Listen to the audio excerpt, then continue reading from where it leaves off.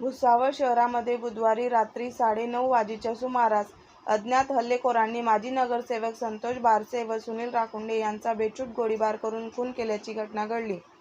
या प्रकरणी 10 ते 11 जणांवर गुन्हा दाखल करण्यात आला आहे. दरम्यान या घटनेमुळे भुसावळ शहरात तणावपूर्ण शांतता असून सर्व व्यापाऱ्यांनी आपली दुकाने बंद ठेवून घटनेचा निषेध व्यक्त केला आहे.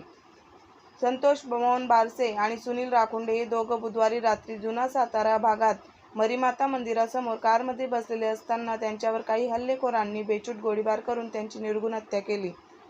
संतोष बारसे यांचे लहान भाऊ मिथुन मोहन बारसे यांनी पोलिसात दिलेल्या फिर्यादीत म्हटले आहे की मागील आठवड्यात पाण्याच्या टँकरवरून संतोष बारसे आणि संशयित आरोपी यांचे भांडण झाले होते. या भांडणांच्या रागातून संशयित आरोपी राजू सूर्यवंशी आणि बंटी पत्रोळ यांच्या सांगण्यावरून हल्लेखोर आरोपींनी गोळीबार करून संतोष बारसे यांच्यासह सुनील राखुंडे यांना जीवे ठार मारले असे सांगितले.